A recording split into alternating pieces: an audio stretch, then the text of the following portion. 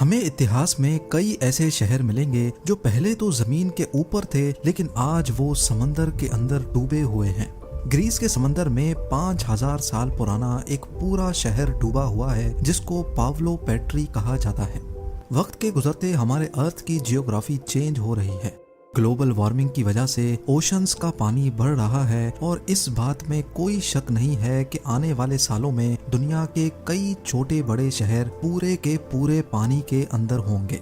इस global warming के नतीजे में इंडिया, पाकिस्तान और बांग्लादेश के कौन कौन से शहर कितने और कब डूबेंगे, यही सब कुछ आप आज जानने वाले हैं। ज़ेम टीवी की वीडियोस में एक बार फिर से खुशामदीद।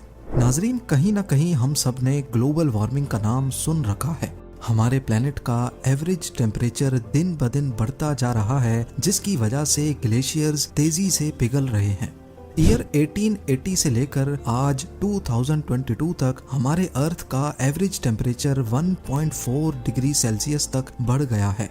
और अगर सिर्फ पिछले 20 सालों को देखा जाए तो हर साल पिछले वाले से ज्यादा गर्म होता है, जिसका मतलब है कि ग्लोबल वार्मिंग का रेशो तेजी से बढ़ता जा रहा है। और नासा के मुताबिक इस बात के 95% चांस हैं कि ये ग्लोबल वार्मिंग ह्यूमन एक्टिविटी की वजह से हो रही है, जिसमें मास लेवल पे डिफॉरेस्टेशन और फॉसिल फ्यूल्स का इस्तेमाल होना भी है।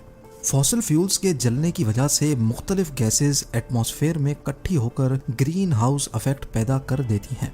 अब इसके नतीजे में दुनिया भर में मौजूद बर्फ के ग्लेशियर्स आहिस्ता आहिस्ता मेल्ट होकर ओशंस का लेवल बढ़ा रहे हैं। फॉसिल फ्यूल इस्तेमाल करने से पहले ही ईयर 1800 से लेकर 1900 तक ओशंस का लेवल 6 सेंटीमीटर्स तक बढ़ चुका था, यानी तकरीबन 2.5 इंच। लेकिन फॉसिल फ्यूल्स इंसान के हाथ लगने के बाद से ओशंस के लेवल में खातिर खा इजाफा देखा गया। ईयर 1900 से लेकर 2000 तक ओशन लेवल्स में 19 सेंटीमीटर्स का इजाफा देखा गया है, जो पिछले 100 सालों के मुकाबले में करीब 3 टाइम्स ज्यादा है। इससे भी बुरी खबर यह है कि अगर ईयर 2000 से लेकर आज 2022 तक सिर्फ इन 22 सालों को देखा जाए तो ओशंस का लेवल पिछले 100 सालों के मुकाबले में डबल स्पीड से बढ़ रहा है। नेशनल एटमॉस्फेरिक एडमिनिस्ट्रेशन का कहना है कि अगर इसी स्पीड से ग्लोबल वार्मिंग होती रही और ग्लेशियर्स मेल्ट होते रहे तो ईयर 2100 तक हमारे समंदरों का लेवल 2.5 मीटर्स तक बढ़ जाएगा। और ये वाकई एक बहुत ही अलार्मिंग सिचुएशन है। यानी ईयर 2100 तक वो कोस्टल सिटीज जो बिल्कुल समंदर के साथ लगी हुई हैं और जिनकी एलिवेशन भी सिर्फ 2.5 मीटर या उससे भी कम है, वो आधी से भी ज्यादा समंदर के अंदर होंगी। जैसा कि थाईलैंड का कैपिटल बैंकॉक, यहाँ की एवरेज ऊंचाई गल्फ ऑफ थाईलैंड से सिर्फ 1.5 मीटर ऊंची है। लिहाजा ईयर 2100 में बैंकॉक कुछ इस तरह दिखेगा। बांग्लादेश के कैपिटल ढाका में बुरी गंगा रिवर के किनारे अच्छी खासी आबादी पानी के अंदर होगी। अजरबैजान की बात की जाए तो बाकू का ज्यादातर कोस्टल एरिया पानी की नजर हो चुका होगा। सिंगापुर के आउटस्कर्ट्स में बने कई प्रोजेक्ट्स डूब जाएंगे, जिसमें सिंगापुर पोर्ट भी शामिल है। इसके अलावा नेदरलैंड्स के एम्स्टर्डम और रॉटरडैम समेत करीब आधे से ज्यादा मुल्क ही कमर जितने पानी के नीचे होगा। और मालदीव्स में मौजूद सारे आइलैंड्स और उनमें मौजूद रिजॉर्ट्स का तो नामो निशान भी नहीं रहेगा। यानी ईयर 2100 तक करीब 1.5 अरब लोगों को इन मकामात से हटकर कहीं और शिफ्ट होना पड़ेगा। अब ये तो हमने बात की सिर्फ उस सिचुएशन की जब 80 सालों के बाद समंदरों का लेवल 2.5 मीटर बढ़ेगा। लेकिन वर्स्ट केस सिनेरियो ये है कि अगर दुनिया में मौजूद तमाम ग्लेशियर्स मेल्ट हो गए तो तब क्या होगा।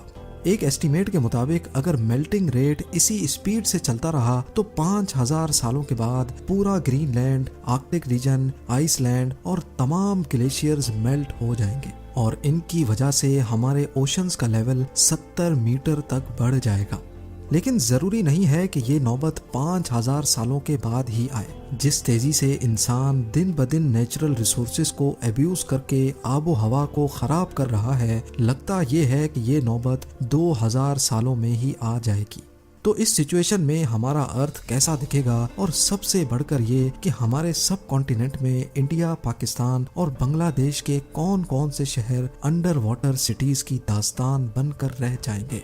सबसे पहले हम शुरू करते हैं बे ऑफ बंगाल से। आपको शायद ये देखकर शौक लगेगा कि करीब पूरा का पूरा बांग्लादेश बे ऑफ बंगाल की लपेट में होगा, और अगर इसके कैपिटल ढाका की बात की जाए तो ये 30 मीटर 100 फीट गहरे पानी के अंदर डूब चुका होगा। इसके साथ साथ बे ऑफ बंगाल इंडिया के कई हिस्सों पे भी अपना कब्जा जमा लेगा। जैसा कि आप देख सकते हैं कि कोलकाता से लेकर माल्टा और पटना समेत मुजफ्फरपुर तक ये सारा रीजन समंदर के नीचे होगा। बे ऑफ बंगाल का कोस्ट जो आज बांग्लादेश और इंडिया पे लगता है, 70 मीटर्स बढ़ने के बाद वो नेपाल और भूटान का कोस्ट कहलाया जाएगा। इसी तरह जहां अभी ईस्ट इंडियन कोस्ट है वो 50 किलोमीटर तक अंदर की तरफ खिसक जाएगा, जिसकी वजह से यहाँ भारी आबादी वाले शहर बुरी तरह से असर अंदाज होंगे। अगर हम सिर्फ चेन्नई की बात करें तो ये 200 फीट पानी के अंदर होगा। 1959 में कंस्ट्रक्ट की गई चेन्नई में मौजूद LIC बिल्डिंग, जो एक वक्त इंडिया की सबसे ऊंची बिल्डिंग हुआ करती थी, वो पूरी की पूरी बिल्डिंग पानी के अंदर होगी। चेन्नई से होते हुए पानी का लेवल तमिलनाडु और आंध्र प्रदेश के बॉर्डर पे जा लगेगा। इंडिया के वेस्टर्न कोस्ट पे नजर दौड़ाई जाए तो 70 मीटर्स बढ़ने के बाद नॉर्थ और साउथ गोवा के तमाम बीच रिजॉर्ट्स मलिया मेट हो जाएंगे। ना ही मुंबई बचेगा और ना ही नवी मुंबई, क्योंकि ये पूरा area all the way Gujarat के बॉर्डर तक 54 मीटर्स यानी 177 फीट गहरे पानी की नजर हो चुका होगा। यानी मुंबई का लोधा ट्रम्प टावर अगर तब तक बच गया होगा तो इसके 15th फ्लोर तक इंडियन ओशन का राज होगा। आगे बढ़कर अगर गुजरात की बात की जाए तो यकीनन आप ये जानकर हैरान रह जाएंगे कि गुजरात एक आइलैंड बन चुका होगा। जैसा कि आप भी देख सकते हैं कि 70 मीटर्स बढ़ने के बाद अरेबियन सी के पानी ने गुजरात को इंडिया से अलग कर दिया है। और अगर तब तक इंसान की नस्ल बची तो अहमदाबाद शायद कोई बीच रिजॉर्ट में कन्वर्ट हो जाएगा, क्योंकि अरेबियन सी का बॉर्डर आगे बढ़कर अहमदाबाद तक जा लगेगा। अब आ जाते हैं पाकिस्तान पर।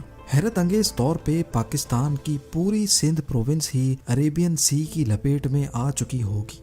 कराची से लेकर हैदराबाद, नवाबशाह, सक्खर से होते हुए जैकोबाबाद तक 400 किलोमीटर्स में आने वाली तमाम मेजर सिटीज कई 100 फीट पानी के अंदर गुमनाम शहरों की शक्ल इख्तियार कर लेंगी। आबादी के हिसाब से दुनिया का 7वां बड़ा शहर कराची 190 फीट अरेबियन सी के बॉटम पे होगा। जो आज यहाँ जानी मानी बिल्डिंग्स और स्काई स्क्रैपर्स हैं, वो समंदर के अंदर मौजूद उस वक्त की अंडर वाटर डिस्कवरीज में शायद दिखाई जाएंगी।